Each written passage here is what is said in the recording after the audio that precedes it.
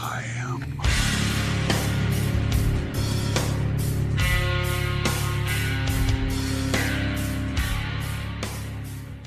Welcome YouTube to my first video of the channel, which is genuinely something I didn't think I'd be saying for a while. I wanted to start the year off doing something that takes me out of my comfort zone. Been thinking about doing YouTube for a while now, but I've just always been on the fence about it and kind of that imposter syndrome of should I start it? But yeah, I'm just gonna do it, and I'm gonna take you through a leg day for my first video. We're at SN Hub, which isn't my usual gym I train at, but I did train here for around 6 months of the year. So it's good to be back, try out the new kit they've got here and enjoy a leg session.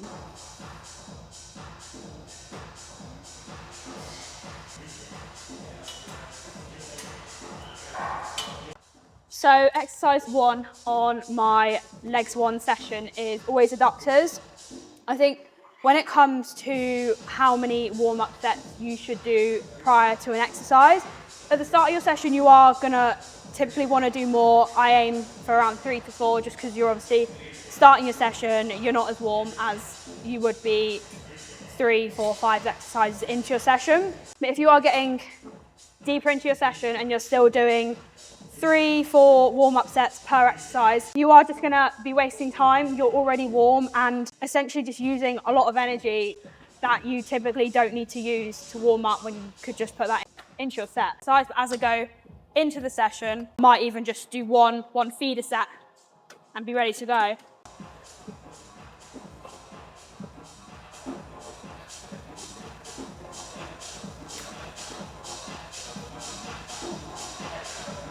When you are getting into the adductor, if you're just gonna start by opening the machine up like this, you're not gonna be able to get as good of a stretch as if you were to stand yourself up, swing the arms out this way.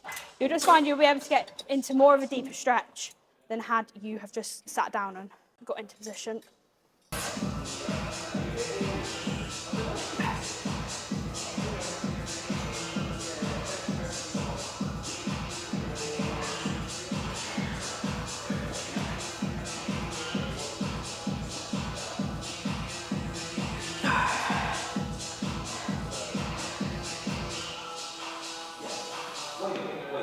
Just listen.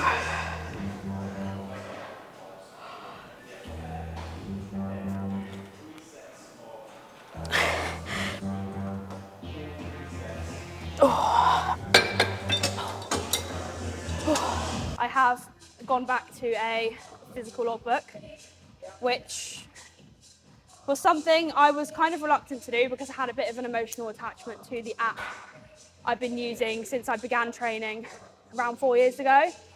But I was getting to the point where I was on my phone probably a little bit too much when I was training, and especially the deeper I get into my sessions, the more I was just scrolling on things I shouldn't be scrolling on social media, and yeah, it's completely removed that distraction. Should have perhaps listened to Jordan, who suggested I did this a lot earlier than I did, but yeah, it's made a huge difference, and I'm just more productive in my sessions, and I'm also not training for as long because I'm not wasting 30 minutes across the session, maybe not being as proactive as I should be. So yeah, if you haven't already, highly recommend.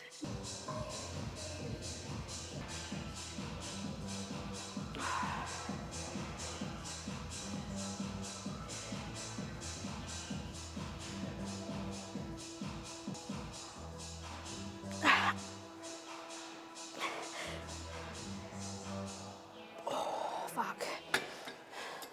If you aren't spending at least a second in the stretch position, then you're not going to be getting as much out of this movement as you could be. When you are in that stretch and lengthen range, it's going to be the most stimulating for building muscle. So just utilize that portion of the rep and spend time there. It hurts. You may not be able to lift as much, but you're going to have big legs. Exercise 2 is now the seated hamstring curl, which I actually have at the gym I use. So conveniently, I should know what I'm lifting here.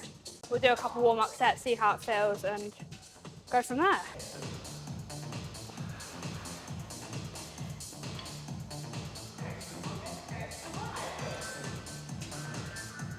So you might be wondering why have a seatbelt. If your gym has one, I would 100% utilise them, because what it essentially does is keeps your lower back pinned into the seat, and it's very easy with a hamstring curl to kind of arch your back, and you'll be able to shift more weight doing this, but it doesn't mean that your hamstrings are doing all the work. You're going to have a lot of load going through your lower back. So yeah, what this does, keeps me locked in, keeps my ego out the door, and makes a huge difference when it comes to any leg movements really, like hamstring curl, quad extensions, even a leg press. Like, if you can lock yourself in, the more stable you're going to be, the more force you can produce, the harder you can train, and yeah, the bigger you're going to get really. So definitely utilise if you have.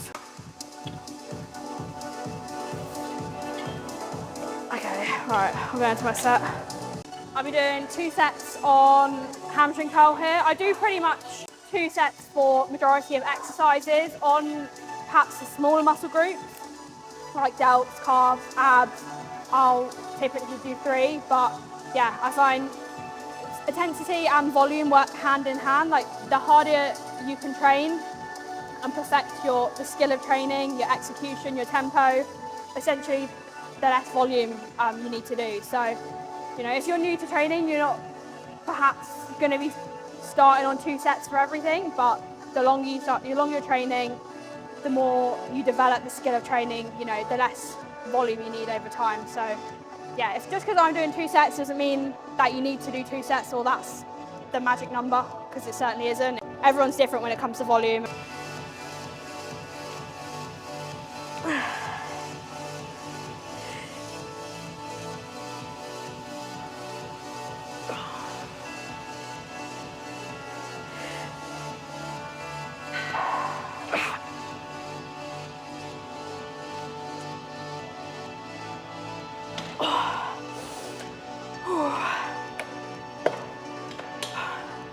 A tool in which you can kind of gauge whether you are training hard enough or not is if for your second set you're able to do the same weight for the same number of reps, then it's likely that in your first set you didn't necessarily give 100% or you went to true failure, because yeah, you shouldn't be able to match weight and reps.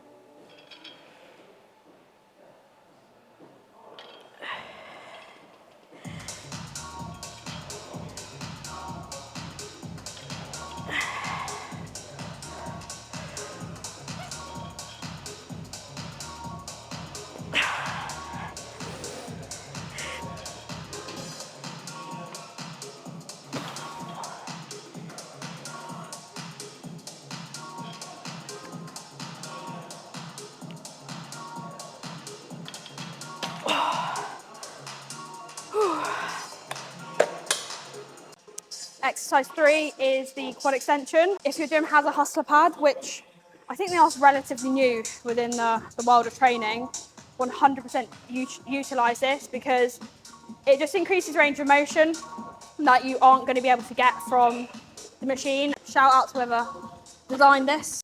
To be fair, if your gym hasn't got a hustler pad and you do struggle to get good range of motion on the quad extension and you can't really get into the stretch, you can always potentially put like a mat down in between your shins and the pad, and it will just create that extra few centimetres that you wouldn't get if you didn't have that. So yeah, where you can increase range of motion, always make sure you utilise that. A couple points to note when you are doing a quad extension is if you are somebody who gets knee pain on the quad extension, it could likely be due to your setup. Now, first off, you want to make sure that your knees are in line with the pivot point of the machine.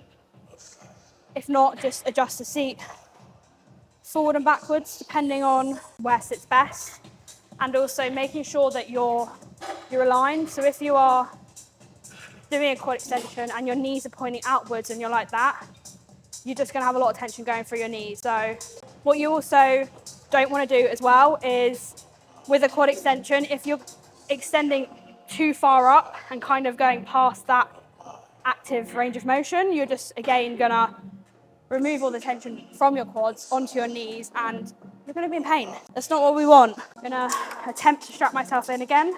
Same reasons as to why I strapped myself on the leg curl. just so you're more locked in. Yeah, I like to go from underneath the seat, keeps my hips pinned back. And as you can see as well, I've also got wrist straps on, because I find if I haven't got straps on, I spend more time adjusting my hands than actually focusing on the set.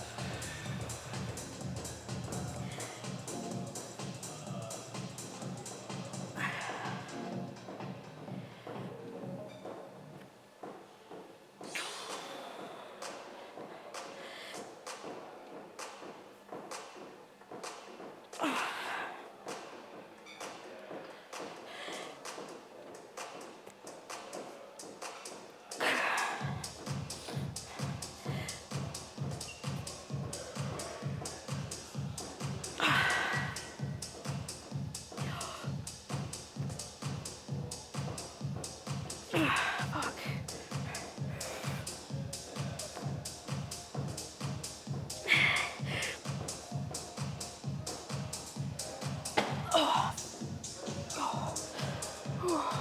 When it comes to the quad extension, you need to make sure you are really staying in that top position for at least 1 to 2 seconds. This is the only movement that you can get your quads fully shortened.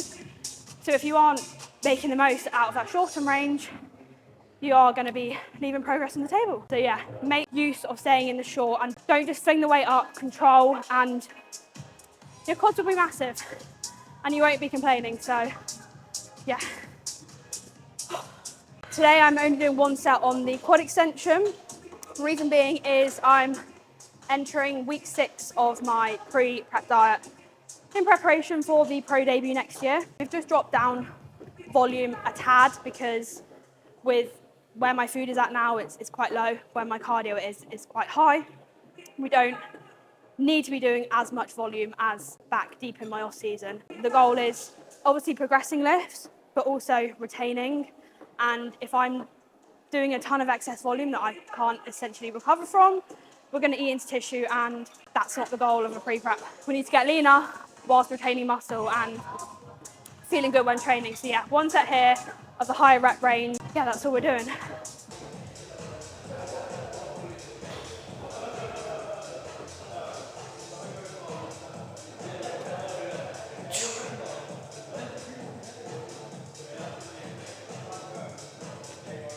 Okay, all right. Exercise 4 is the hack squat.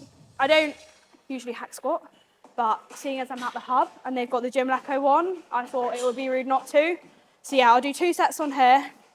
Because I've not done this machine before, it would take me a little bit longer to find my setup and yeah, figure out my bearings and stuff. When it comes to all the machines that you are using, take note of your setup, because if you are chopping and changing seat positionings, leg positionings every week, the progressions that you're going to be taking aren't necessarily going to be that accurate because variables are changing. And yeah, it's a necessity in my opinion. If I can't remember what I'm doing, I check my logbook and the answer's there.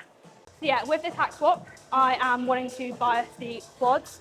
So when it comes to biasing the quads on a leg press, squat pattern, whether that's split squats or whatever, you want to make sure that your foot is as low on the pad that your heel remains in contact. Because if you're going down and you're just coming off your tiptoes, the amount of pressure that's going to go through your knees is not good. Like, I had somebody say to me the other day, they were like, oh, I don't get people that go to the Olympia and they're not in line to winning. And I'm like, not everyone goes to the Olympia to become top 5. Like, even just saying that you've got that is, yeah, like, is a statement in itself. So, yeah, I'm not naive to the fact that I know if that did happen, where I am in comparison to the Olympians is miles apart. I'm a natural, there's no doubt in that. But have you been able to say that? But yeah, so like, that's the goal. And if it's not next year, then we'll just see, like, keep ticking away. Some females might need to remind themselves is training hard, heavy, especially legs, is you're not going to be looking your best, especially with the facial expressions you make. I certainly make some questionable faces, but I know that I'm training hard, and quite frankly, I don't really care what anyone else thinks. If they think that's strange, odd, weird, so be it. I need to wait for my spot, but he's currently occupied. Right, I've got my trusty Spot who's going to accompany me on my hack squat. Reliable source. Something like that. And yeah, the reason like you might want a Spot when it comes to training, it's just essentially like that kind of support system when you are fighting for those last couple reps, and you know it's challenging, it hurts, it's hard, and having a Spot there, you know, perhaps you're going to get 1 or 2 reps more than had you not had one. So yeah, if you do have access to utilise someone in the gym, then take them up on it basically. Yes.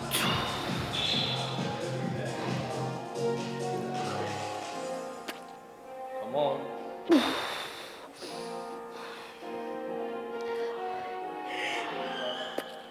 Good. And again.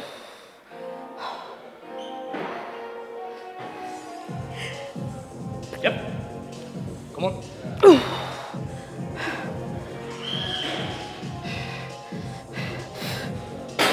Yes. Come on. That's you. Still you. Come on. When it comes to training to failure, is your reps should in some way look the same from rep number 1 to rep number 8 to 10, however many reps in your exercises. The only thing that should really change is the speed of your reps. If your first rep and your last rep are the same speed, you probably add more in you. But what you don't want to be doing is pulling a whole load of different shapes and changing your positioning to get those extra reps, because that's not a true indication of progressive overload, because you've changed your form, you've made the exercise easier. So yeah, standardize your reps, make them look pretty much the same. Now, to some degree, maybe there might be a slight adjustment to changing form, like very, very minor, but yeah, you shouldn't be doing a madness to get an extra rep, because you're just going to create more fatigue and it's not actually going to be beneficial to the goal of building more muscle. When it comes to rest periods for bigger movements like a hack squat, a deadlift, a glute drive, I'll rest for a lot longer than had it been in isolation, just because you are using your whole body to move the weight, and it's fucking tiring. It's a lot more taxing and fatiguing than like an isolation. So yeah, when I feel like I can get the most out of my next set is when I'll go. So yeah, I'll rest for longer on legs. That's why sometimes I'm training for like 2.5 hours. I'm fortunate enough to have the time to do that, so I utilise it.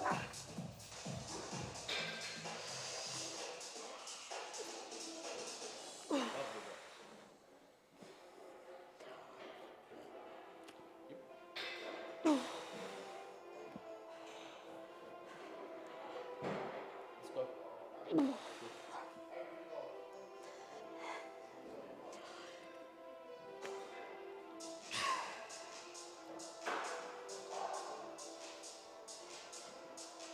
Yes. Good.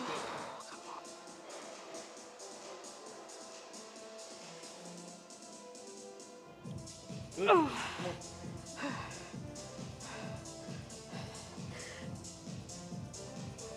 And again, come on.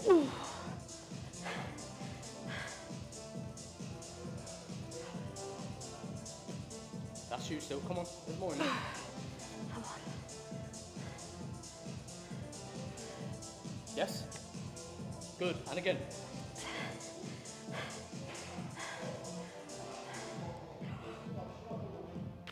Come on. And again. Let's go.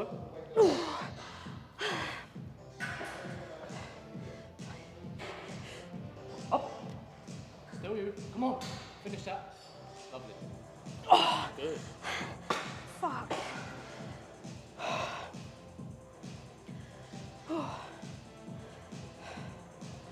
Shit. Exercise number 5, I think, is leg press. Haven't done this leg press in months, so I don't know what I'm going to be doing on here, but we will find out.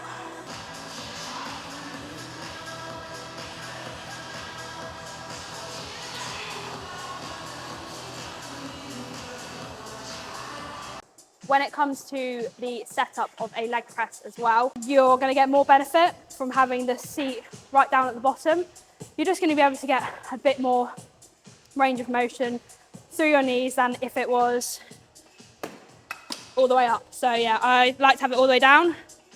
The only problem you might find if you are a smaller individual is a lot of machines are not catered to smaller humans. I find that my setup has to be spot on with my foot positioning, or I just touch the bottom, and as soon as you touch the bottom, it throws off a set. You take tension away from what you're actually trying to target, and yeah, it's not ideal.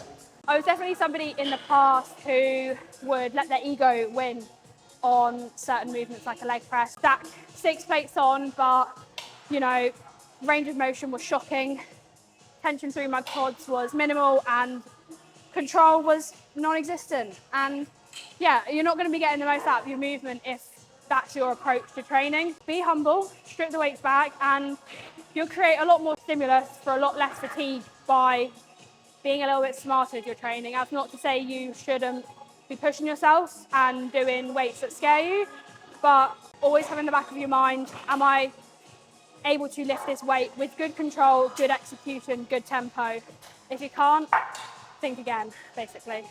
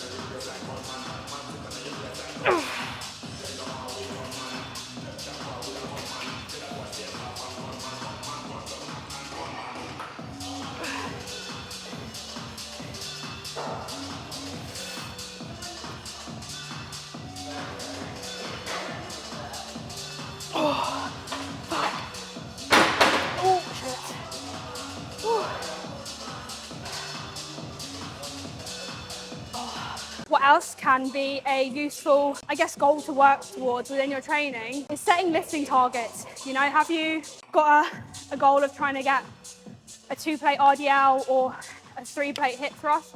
Whatever that may be, it might feel very far away, unachievable, but setting those goals in place gives you something to work towards. It also gives you that extra drive and motivation within your training to push yourself to do things that scare you and are uncomfortable. I love getting strong. I love moving weights that scare me, because at the end of the day, would I have, I guess, achieved what I did in my first season without doing that? Probably not. So yeah, do the shit that scares you.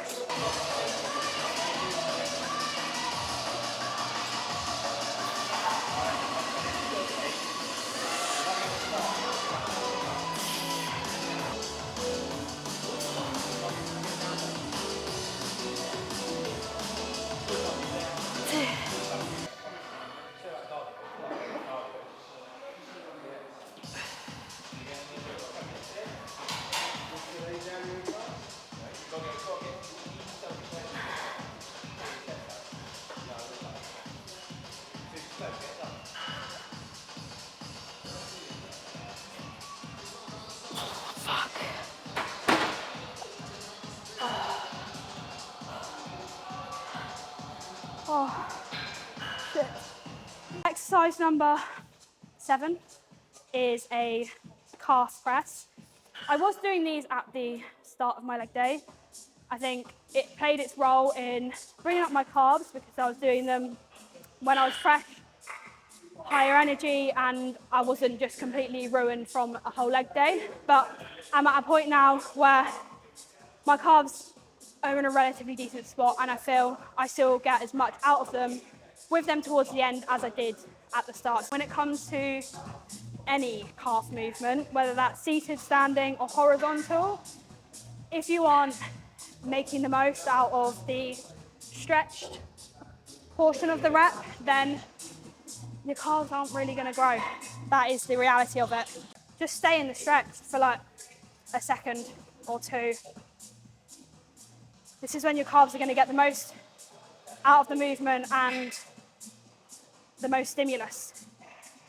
The stretch is the most fatiguing part of a rep. So yeah, just endure the pain, enjoy it, embrace it, and you'll have wham calves. It's also important as well to treat your calf movements with the same focus, intensity, effort levels as you would a hack squat or a leg press, because just because they're a smaller muscle group doesn't mean they require less intent. Because yeah, if that is your approach to calf training and your calves are not growing or they are a lacking body part, then yeah, perhaps review how you're approaching your set, because that could have a huge part to play.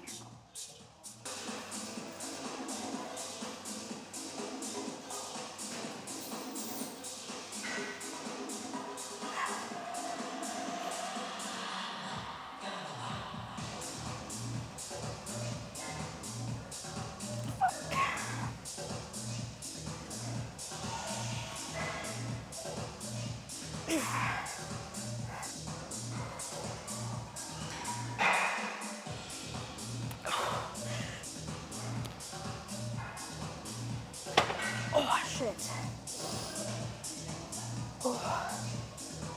For anyone who I guess might not know who I am, I did my first season of competing at the back end of 2024. 4 shows, and final show ended up with a pro card. I got that in France in the Natural IFBB League, which was a complete shock. I'm not gonna lie, it was kind of the last thing I was expecting, because I didn't go into that season with the goal of becoming a pro, because I'd never competed, so I didn't know if I'd enjoy it.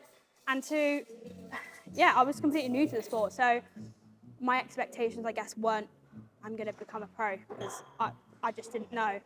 So yeah, that was a huge shock. And a lot of people said, oh, your reaction video when you got your pro card was like, oh yeah, you won it.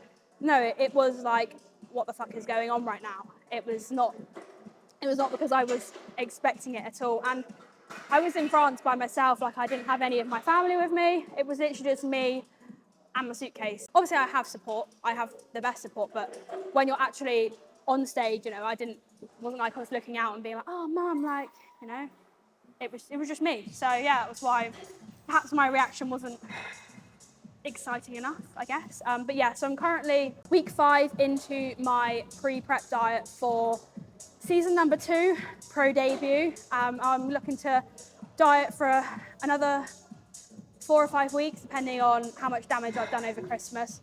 No, I'm joking. It's diet till the end of January, and then around 12 to 16 weeks of a small surplus, just building up momentum again with training, not pushing body comp high at all really. It's just kind of maintaining as best we can the composition that we're going to finish pre-prep on, and then prep will start May time. So yeah, very exciting. I'm so ready for it. Like the start of this year, of course, I was only a few weeks post-show, and the idea of competing was just not even in my mind, but now I'm so ready for it, and I'm excited, and yeah, I'm looking forward to seeing the improvements we made, and I'm entering the pro league, which is, yeah, it's mental, but exciting.